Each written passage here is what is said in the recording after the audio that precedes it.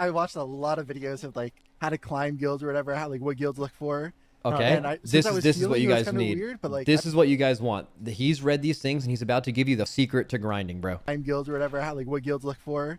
Hell yeah. And since I was healing, it was kind of weird. Everyone, but, like, I knew guys, you're typing. Shut the fuck up and listen. not the best of the best guilds, but like the guilds I was moving into next cared a lot about healing parses. So that's exactly what I did. I was like standing and stuff, healing myself, pulling a dryny where I would just beacon myself and stand and everything. What the fuck? I watched him a lot to do that, and I like got a lot of oh tips shit, from random that, but... Dryny slander. Okay. So I just got like, I think all my parses were like orange or something up to the first 5, and that's where they're progging still. And then I after the guild called Syzygies, and then they were a sea guild and they just needed a holy paladin at the time, so it was kind of lucky timing, and they just thought my logs looked good. Still listen. And then it just the exact same thing. I just every single boss I would just so he says what the obvious is. If you're trying to climb world ranks, get good parses. Which, as much as I have said that there is more to determining skill than parses, he's exactly right. I mean, it's just fucking true, man. Like, when a guild is recruiting you, they might dive deeper into logs, but the reality is they're not even clicking on it if that shit isn't orange. It's simply true. Not that it's wrong either. Like, parses are an incomplete measure of... If you ever look at someone parses and you're like, that player is definitely good, you are saying something you don't have all the information to say what you said.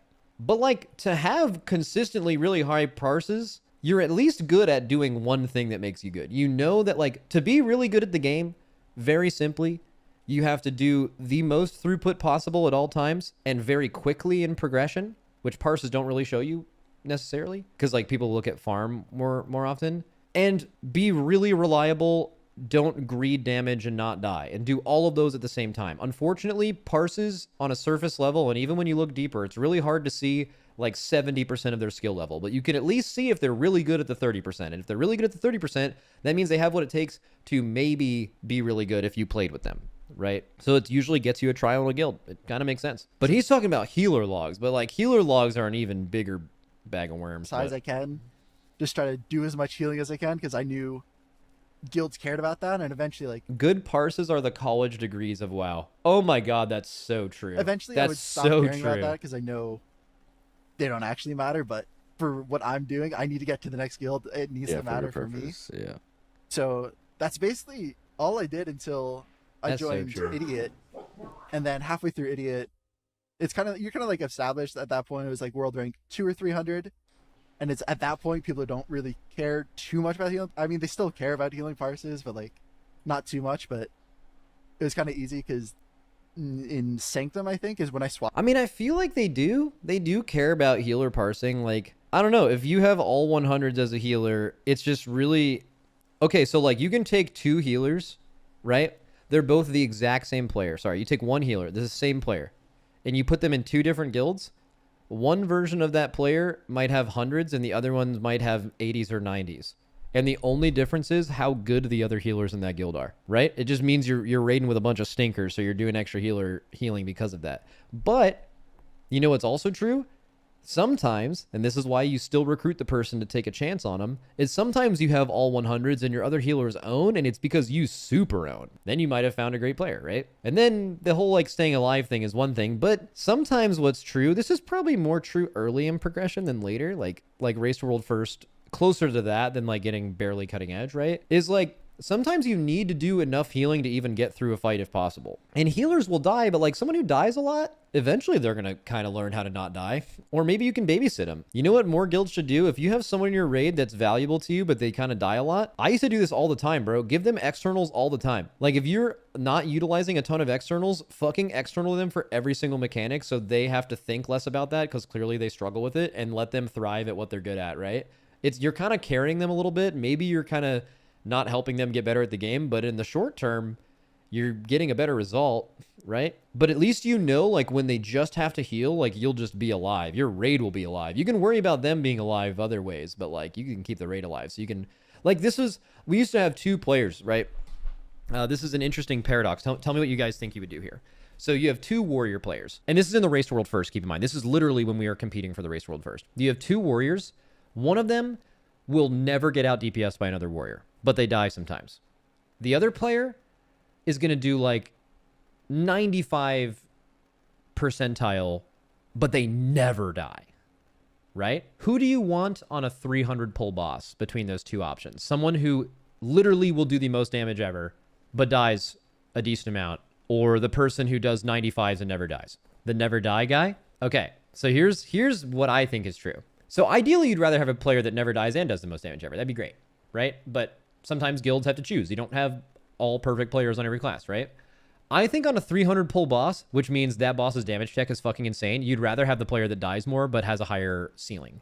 You know that once they learn a fight, you might take some pulls early where they die, but like maybe it doesn't wipe you, you can still learn. But like when it comes down to beating a DPS check like Rygalon or Sludgefist, like you just might kill that boss 10 pulls earlier because this person's doing that much damage. Now this is just in the race world first. I think if this is a boss that's under 50 pulls, you always take the never die guy. I think if you're in a guild that isn't ranked like top 10 world, you probably always take the never die guy. You guys who said never die, you're probably thinking of your own guild, and you're right. You always want the never die guy that does mostly the good damage. But in the race world first, you're talking about like extremes. You're talking about having the potential damage at all to even kill this, right? Like remember you guys talking about how Ansurek needed to get nerfed for days? Because even sometimes we surprise ourselves on how much we can optimize damage. That's by having players that can do literally the most damage possible, and not someone who's close, you know? So it's kind of a race world first exception, but like at this level, there are times where you have to make that decision where like, what player do you bring? And it's a more interesting conversation than you'd think. So the reason why I brought that up is it's kind of like the healer thing, right? Like, would you rather have the healer that does 90s and is really consistent, or the healer that is actually a like blow your brains out level of healing, like crazy throughput, but like they need to be carried a little bit? There are probably healer fights like Kurog and Magmarax and most end bosses where like you're gonna take 150 pulls, 200 plus pulls to kill this anyway. That's enough. Like basically it's gonna take that many pulls for that person to learn how to live, and it might take only 20 pulls for the other person to learn how to live. But like when it comes down to killing that boss, you might need the person that's able to heal you through it, you know? Kind of depends. Off the mage, and then it was the exact same thing as if I wanted to get into better guilds, DPS parses mattered way more than healing parses at that. So I just went for parses, and just I made that my like whole personality kind of. This was true of me. This was true of, I want to say, basically every amazing player I've ever played with in this guild, which is basically everyone who's ever been in this guild. At one point in time, pushing their output to the most it could be was their entire identity. I don't know why, but like eventually you turn into the person that I think what happens is that's the thing that's fun. So you get so obsessed with it, and then you get so good at it that you don't have to focus all the way on it. And then you start adding other elements of your game to be more consistent. But usually getting good enough to rate at a race world first level involves at some point in WoW becoming completely obsessed with how much damage or healing you're able to do. And I think that level of obsession is a passion level that allows you to get this good. It is very common. Now, that can be taken the wrong way. People who have never really gotten to that level but constantly grief their guild to do damage or healing are like, bro, I'm on the path. That's not what I'm really saying. Like, I don't know if this is the right thing to do. This is just the most talented people. When they do this, it does seem like it's a step, but there are people who probably do this that aren't good enough to do it, and then they just grief their guild. I don't know, but like that is something, for better or worse, is true of all of the great players. They always do I that. knew guilds only cared about that. If I could get rank 1 on Warcraft log, I could get in any guild I want. Yeah. And I mean, that's basically what happened, except a couple. Just wipe your guild and do damage, chat. That's the way. Fuck everybody else. Amen. I was progressing Razageth and Idiot. Go tank those so ads, you they little already bitch. knew, like, they watched me play and they knew my parses were good, so that's how I kind of got the trial and instant dollars, and that's how that happened. But I mean, if you're just still climbing guilds, it's still just parses no matter what. If you parse really well, you'll get a trial in the guild. You just have to make sure you obviously don't like die or whatever in your trial and like perform bad, but parses get you into the door really easily. Yeah, it sucks that's the culture, because I mean, like, parsing shouldn't be what players are chasing after during progression, at least. But it's the only way. People, it's a learned behavior. Like, you know that parses get you into new guilds, so if you want to get into new guilds, you need to focus on parses. It's that simple. Like, if there was a true metric, if there was some publicly available resource that actually could just tell you accurately how good a player was, like on a scale to 100, people would just use that instead of parses. But that doesn't exist, and that's for a reason. It's because it's impossibly hard to tell that and make a metric like that, and then who's doing it, right? Guilds maybe have their own systems and try to get as close as they can, but the reality is you take parses, which shows part of a player's skill, and then the only way to know if they're good enough is just to play with them, and that's it. If you haven't played with someone and you idolize them for high parses, you have literally no idea how good they are until you play with them. Because you guys all know that feeling. Like, regardless of parses, all of you have played with a player that's like super, is like Mythic Plus or Raid, that's like communicates really well, is never dead.